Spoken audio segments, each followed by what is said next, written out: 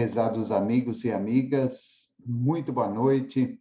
Estamos dando início ao programa Espiritismo e Vida neste domingo, dia 17 de julho de 2022, quando realizamos a nossa série, o estudo sistematizado do livro O Evangelho segundo o Espiritismo. E hoje vamos adentrar ao capítulo 7 do Evangelho. Bem-aventurados os pobres de espírito. E coube a nós, na noite de hoje, falar a respeito do item 1 e do item 2.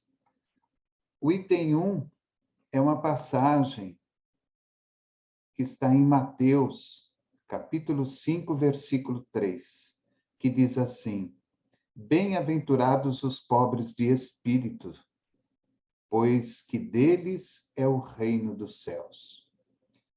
Esse item 1 e 2, ele tem como subtítulo o que se deve entender por pobres de espírito. Então, recapitulando, capítulo 7 do Evangelho segundo o Espiritismo, bem-aventurados os pobres de espírito, itens 1 e 2, que tem como subtítulos o que se deve entender por pobres de espírito. E no item 1, uma passagem de Jesus, que está em Mateus, capítulo 5, versículo 3, bem-aventurados os pobres de espírito, pois que deles é o reino dos céus. O item 2 são as palavras de Kardec, aquilo que ele escreve a respeito deste subtítulo, o que se deve entender por pobres de espírito. E ele começa dizendo: a incredulidade zombou desta máxima, bem-aventurados os pobres de espírito, como tem zombado de muitas outras coisas que não compreende. Por pobre de espírito, Jesus não entende os baldos de inteligência, mas os humildes, tanto que quis ser para estes o reino dos céus, e não para os orgulhosos.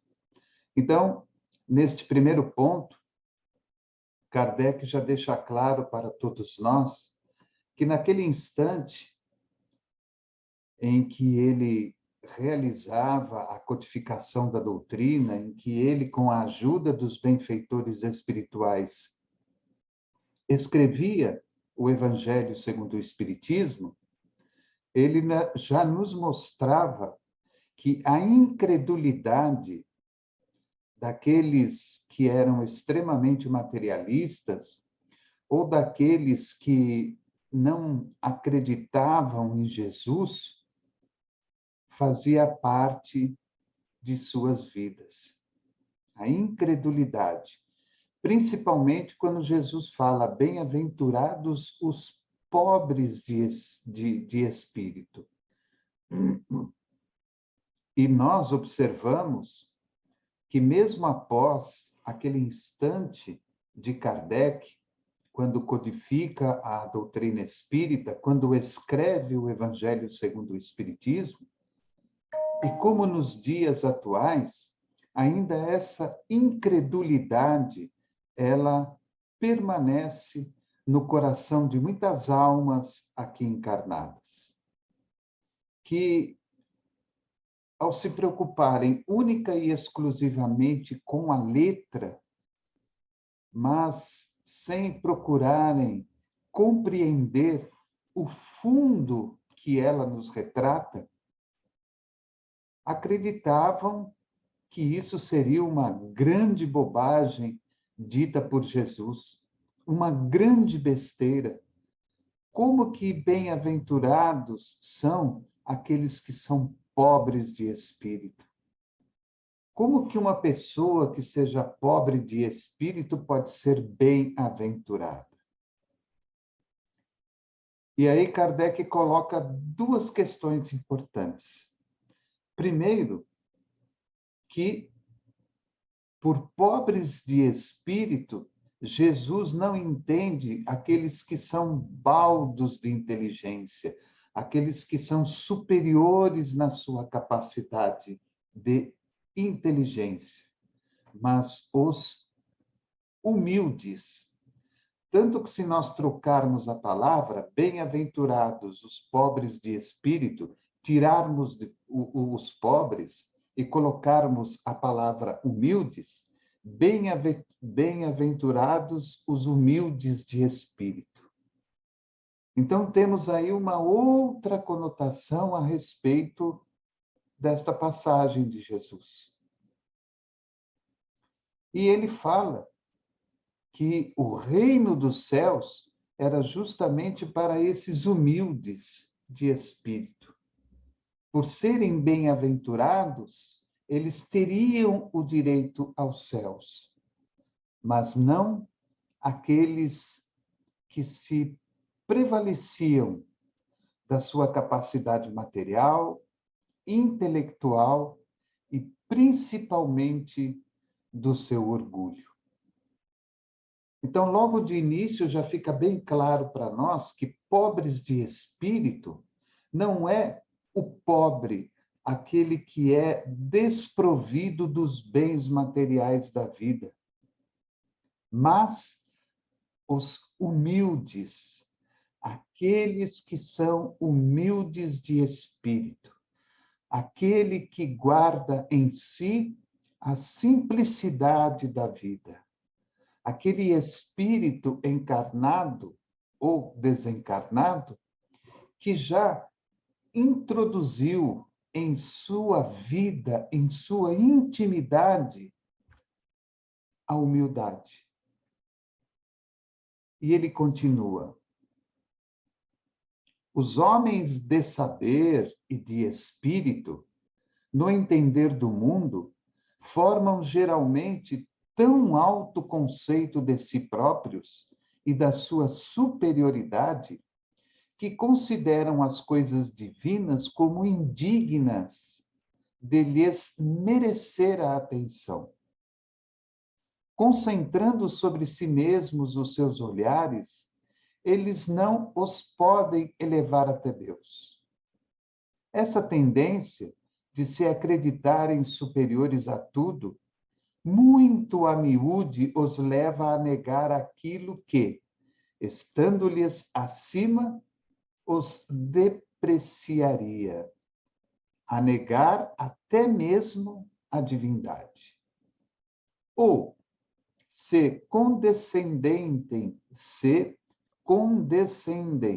em admiti-la, contestam-lhe um dos mais belos atributos, a ação providencial sobre as coisas deste mundo, persuadidos de que eles são suficientes para bem governá-lo. Tomando a inteligência que possuem para a medida da inteligência universal e julgando-se aptos a tudo compreender, não podem crer na possibilidade do que não compreendem. Consideram sem apelação as sentenças que proferem. Então, Kardec, falando daquele homem da atualidade, os intelectuais daquele momento, que se achavam muito superiores a tudo e a todos, e não aceitavam de maneira nenhuma a divindade, a existência de um Deus, Pai e coordenador do universo, coordenador do planeta, coordenador das nossas próprias vidas. Tão superiores, tão inteligentes, tão capazes, que admitir a presença de algo que seja maior que eles próprios seria um menosprezo à sua própria pessoa. Até porque acreditar que algo acima de mim, que eu não sei quem é, eu não sei aonde está, e que todos chamam de Pai, de Criador, seja mais capacitado e mais inteligente do que eu mesmo, é algo que foge à compreensão e ao entendimento dessas pessoas. Mais uma vez, Kardec nos mostra o orgulho se sobrepondo à razão, o egoísmo, a vaidade do ser humano se sobrepondo aos fatos reais da vida. Então, com certeza, esses grandes intelectuais, desprovidos da divindade, jamais aceitariam que um homem comum fosse considerado por Jesus bem-aventurado. Porque eles entendem que, ao Jesus pronunciar esta frase, bem-aventurados os pobres de espírito, ele estaria justamente falando daquele que é pobre, desprovido dos bens materiais e, principalmente, desprovido de intelectualidade. Então, Kardec faz uma abordagem geral a respeito dessa questão, mostrando-nos o quanto, naquele instante, os homens ainda eram extremamente materialistas e orgulhosos no seu relacionamento para com a vida, para com seus irmãos e principalmente para com a divindade. Ele continua: se recusam a admitir o mundo invisível e uma potência extra-humana, não é que isso lhes esteja fora do alcance. É que o orgulho se lhes revolta a ideia de uma coisa acima da qual não possam colocar-se, e que os faria descer do pedestal onde se contemplam. Daí, o só terem sorrisos de mofa para tudo o que não pertence ao mundo visível e tangível. Eles se atribuem espírito e saber em tão grande cópia, que não podem crer em coisas, segundo pensam, boas apenas para a gente simples, tendo por pobres de espírito os que as tomam a sério. Então, mais uma vez, ele vem reforçar que aquela pessoa que pudesse admitir o mundo invisível e essa potência extra-humana que foge à nossa compreensão e ao nosso entendimento, muitas vezes, seria para eles um desmérito. Seria colocá-los abaixo do pedestal em que eles próprios se colocam, através do próprio orgulho, através da importância sistemática que davam à vida material. E quando eles olham aos outros companheiros e observam que esses, sim, acreditam neste mundo invisível, nesta potência extra-humana, esses, para eles, são realmente pessoas pobres de espírito. Pobres no sentido de inteligência, pobres no sentido de capacidade intelectual, pobres no sentido de vida humana, de vida material.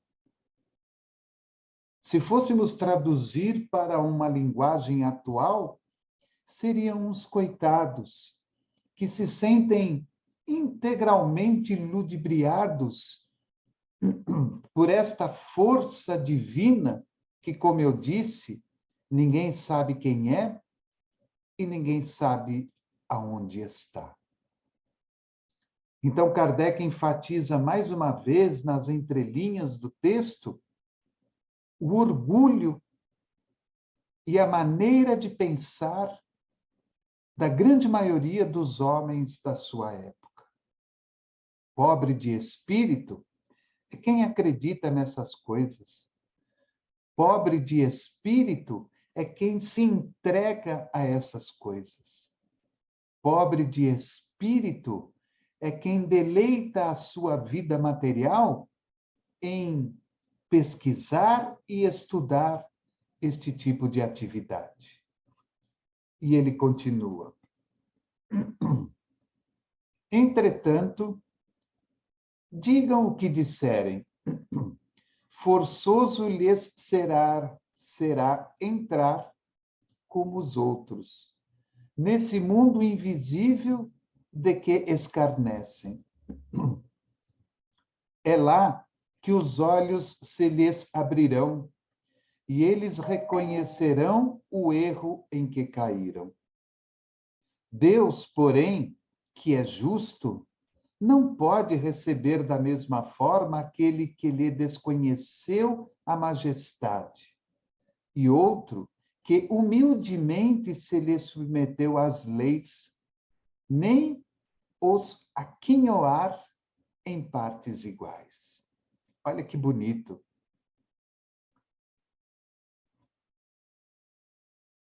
A capacidade intelectual de Kardec misturada com a sua sensibilidade espiritual.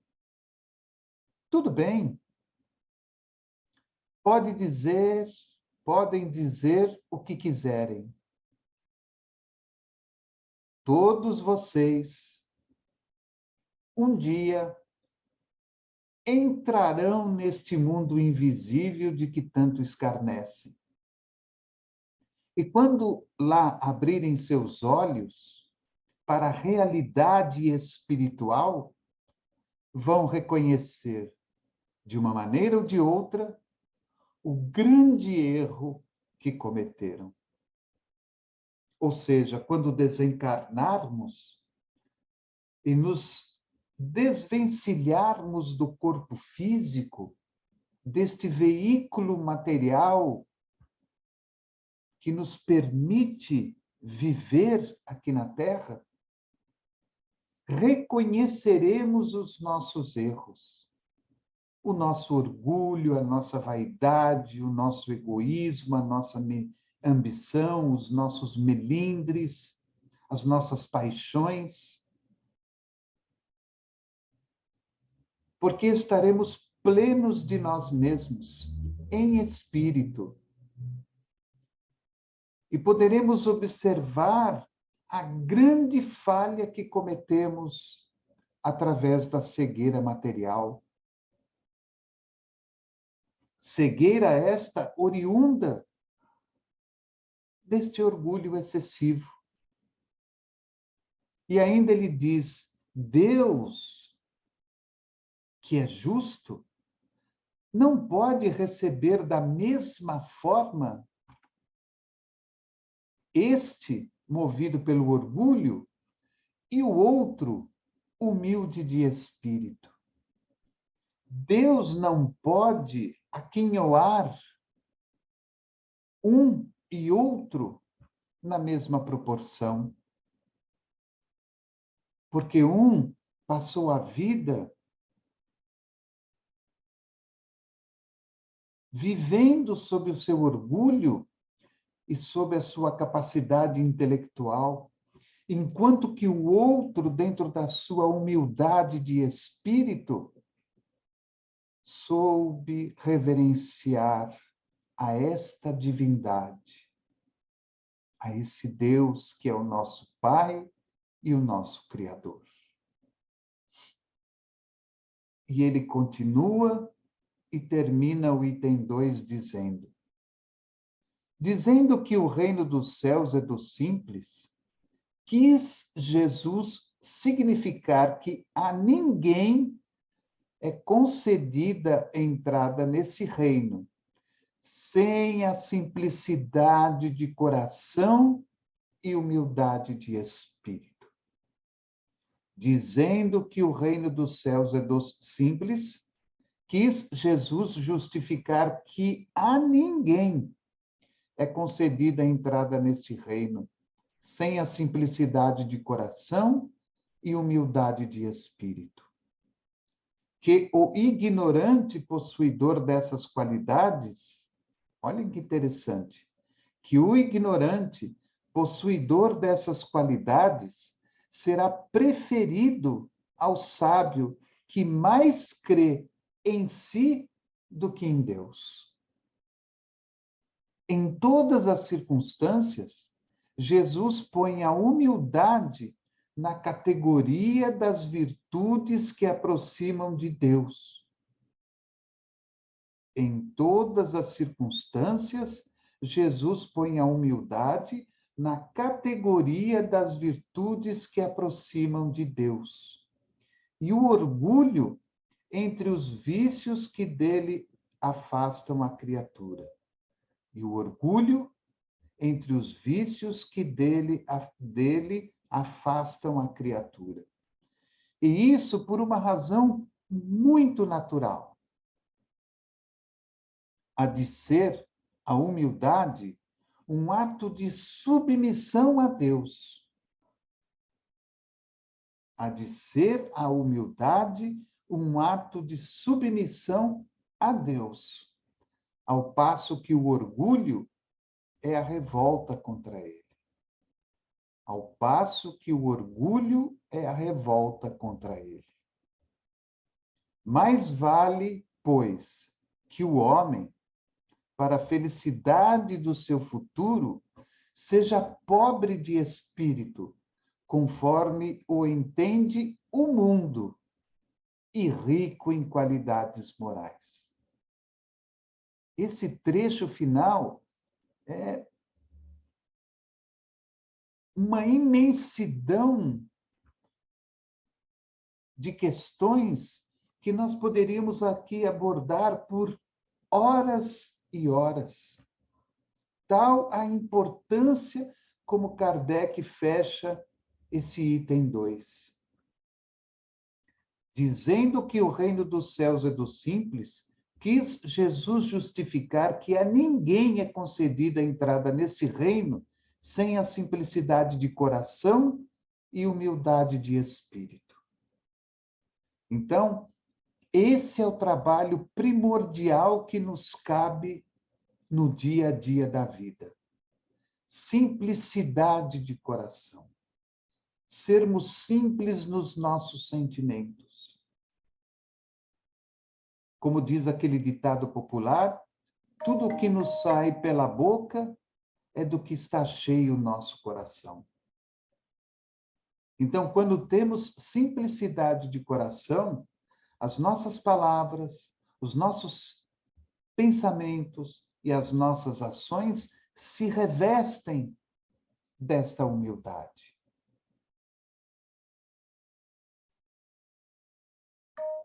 Humildade de espírito. Sermos humildes. Sermos, sim, submissos a Deus, porque é graças a Deus que aqui estamos, evoluindo, progredindo, crescendo e nos transformando em espíritos melhores, mais lúcidos, mais racionais, desprovidos do orgulho que marcou e talvez ainda marque tanto as nossas oportunidades. Que o ignorante possuidor dessas qualidades será preferido ao sábio que mais crê em si do que em Deus. Em todas as circunstâncias, Jesus põe a humildade na categoria das virtudes que aproximam de Deus, e o orgulho entre os vícios que dele afastam a criatura. E isso por uma razão muito natural. Então, normalmente, quando nós estamos muito afastados de Deus, quando nós estamos muito afastados da nossa religiosidade, muitas vezes é porque estejamos cultivando, de uma forma intencional ou não, o orgulho dentro de nós. E aí nos afastamos da divindade, nos afastamos de Deus, nos afastamos da nossa religiosidade comum e diária.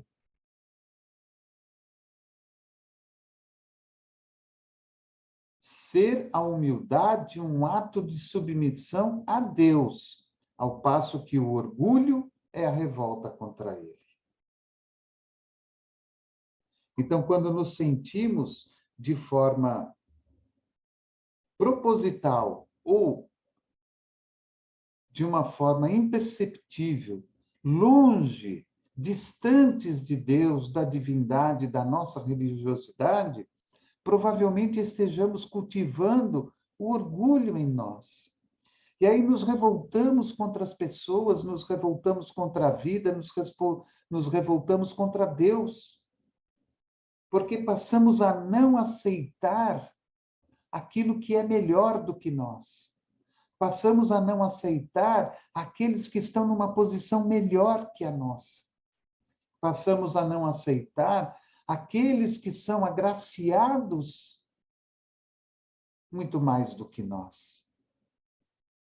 É como se a nossa materialidade, a nossa intelectualidade e a nossa tarefa diária envolta em orgulho nunca valesse a pena para nada. E ele termina de uma maneira soberba e maravilhosa. Mais vale, pois, que o homem, para a felicidade do seu futuro, seja pobre de espírito, conforme o entende o mundo, e rico em qualidades morais. Então é como se Jesus dissesse assim: olha, tudo bem, se o mundo acha que pobre de espírito é o fulano que é pobre, que não tem condição material, que não tem intelectualidade, tudo bem. Seja então pobre de espírito. Seja um pobre de espírito, mas rico em qualidades morais. E essas são questões que normalmente nós encontramos na nossa atualidade. Pessoas extremamente intelectuais, extremamente cultas, mas distantes da divindade. E que possuem uma baixa quantidade de qualidades morais. Enquanto vemos, por exemplo, aquela pessoa simples, humilde, de poucos recursos materiais, mas de qualidades morais que muitas vezes fogem à nossa compreensão. Então, nós estamos lendo um texto escrito por Kardec no instante em que ele preparava o Evangelho segundo o Espiritismo. Kardec falava exclusivamente daquele instante da sua vida, dos homens que o cercavam, do mundo em que ele estava vivendo. E aí fica uma pergunta: será que este texto foge aos dias atuais? Será que esse texto não está de conformidade com o momento em que nós estamos vivendo no mundo?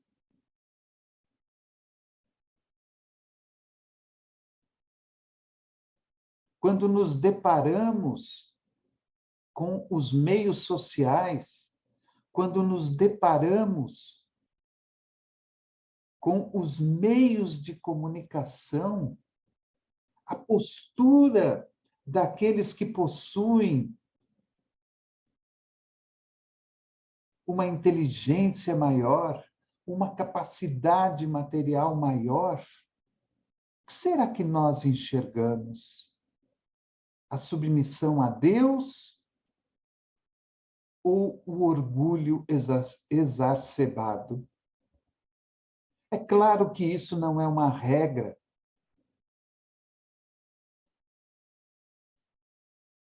Não é uma regra, mas é uma constatação daquilo que o mundo atualmente nos apresenta. Será que não há uma maneira de nós conciliarmos a vida material, aquilo que Deus nos deu,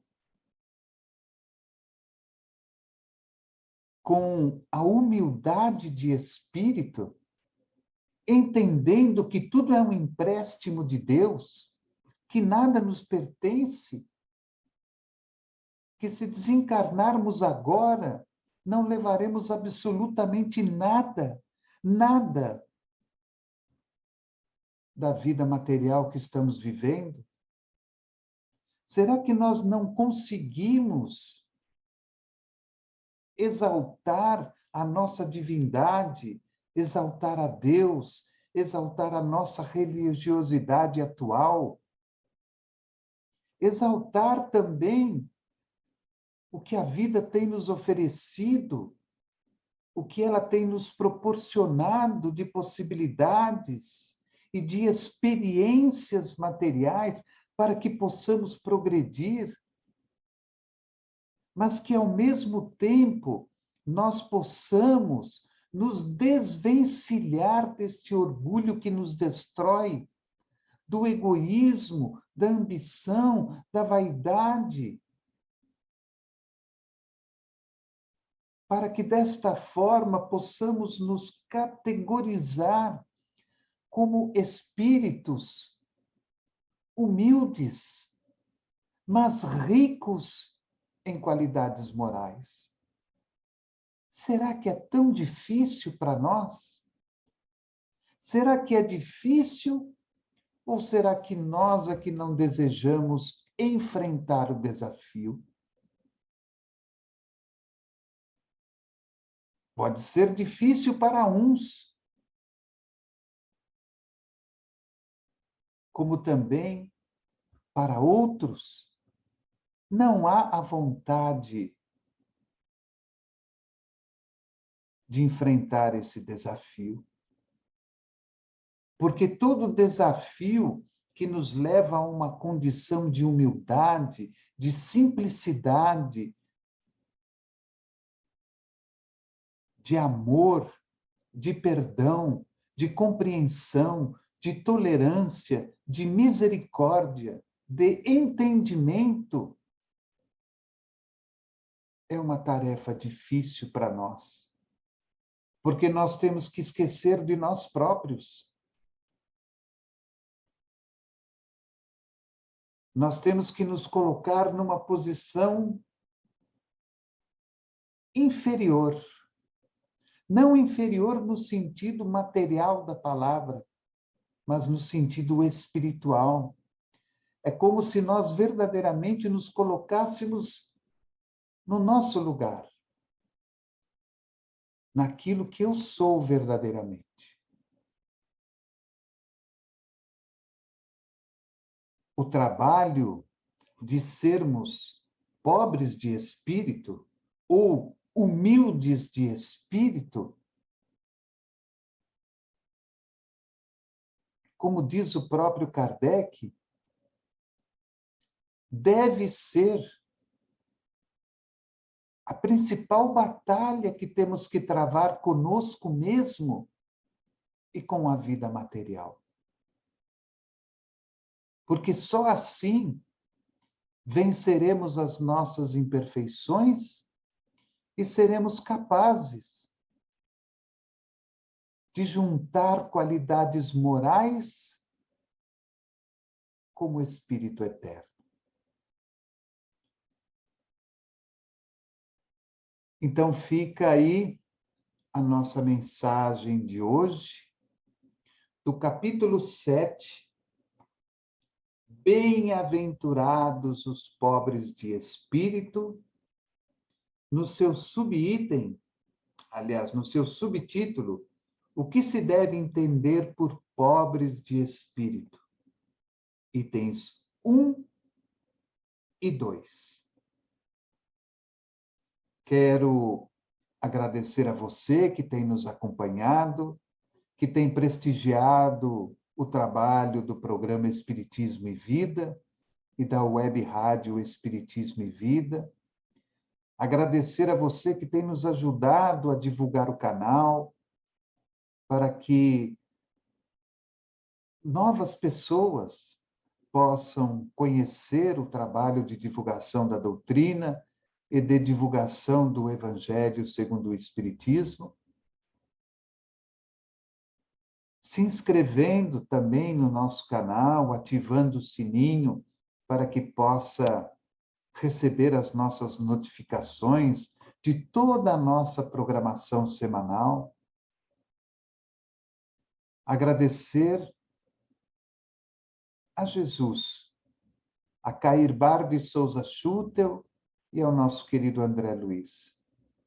Estes dois últimos, os mentores e patronos espirituais do programa Espiritismo e Vida e da web rádio Espiritismo e Vida. Agradecer a Deus pela oportunidade que nos concede, porque a cada dia de programação, quando nos deparamos com outros companheiros fazendo as suas análises a respeito da doutrina e do Evangelho de Jesus, e como também esse estudo do Evangelho todo domingo às 20 horas, onde eu e outros companheiros participam, trazendo aí o seu estudo, o seu ensinamento, é com certeza para todos nós uma ferramenta maravilhosa, onde através de toda esta programação formada, nós temos a chance de adquirir qualidades morais, de sermos mais humildes no dia a dia da vida e, com isso, termos a possibilidade de diminuir este vasto